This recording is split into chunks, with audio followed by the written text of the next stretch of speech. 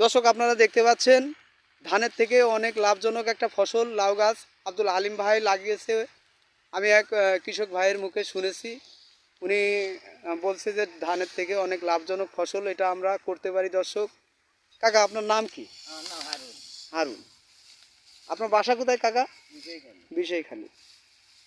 দর্শক আপনাদেরকে আমি দেখাচ্ছি এই কৃষক, আমাদের এই বাংলাদেশটা কৃষকের কারণেই আমরা পেয়ে থাকি। দর্শক কৃষক অনেক কষ্ট করে থাকে। দর্শক আমরা কৃষকের কারণে আমরা এই সবজি এবং ধান অন্যান্য ফসল পেয়ে থাকি। দর্শক আপনারা দেখতে পাচ্ছেন আমার এক কাকা, উনি নিজেই এই ধানটা করেছে এবং নিজেই উনি কাটতেছে এবং নিজেই উনি এই বানতেছে। দর্শক পাশে আব্দুল হালিম ভাইয়ের একটা লাউ বাগান আছে। দর্শক ধানের মাঝখানে এই চারি সাইড দিয়ে দর্শক আপনারা দেখতে পাচ্ছেন চারি সাইড দিয়ে কিন্তু ধান, এই ধানের মাঝখান দিয়ে আব্দুল হালিম ভাই একটা লাউ বাগান করেছে।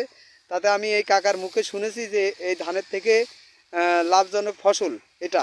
দর্শক আমি কাকার কাছে আরেকটু কথা জিজ্ঞেস করব। কাকা কাকা আচ্ছা, উনি কতদিন পর পর এই লাউ কাটে?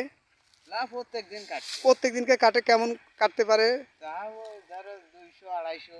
200-250 পিস। এই জমিটা কতটুক কাকা? 18 কাঠা। 18 কাঠার থেকে প্রতিদিন 200-250। দর্শক আপনারা দেখতে পাচ্ছেন আমার এক কাকা, উনি সাক্ষাৎকার দিচ্ছে যে প্রত্যেক দিন 200-250 লাউ উনি কাটে এবং প্রত্যেক দিনকে উনি বাজারে আড়তে পাঠিয়ে দেয়।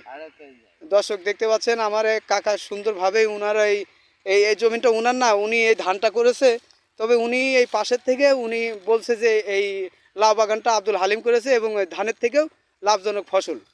হালিম আমার ভাইরা ভাই। হালিম আপনার ভাইরা ভাই। দর্শক আপনারা দেখতে পাচ্ছেন কৃষক আসলে আমাদের অনেক পরিশ্রম করে থাকেন এবং আমরা এই পরিশ্রমের বিনিময়ে দর্শক সারা গোটা দেশে, আমরা সারা বাংলাদেশে এই কৃষকের ফল পেয়ে থাকি। দর্শক আমরা কৃষকের পাশে দাঁড়াবো, আমরা চেষ্টা করব আপ্রাণভাবে এই কৃষকের পাশে।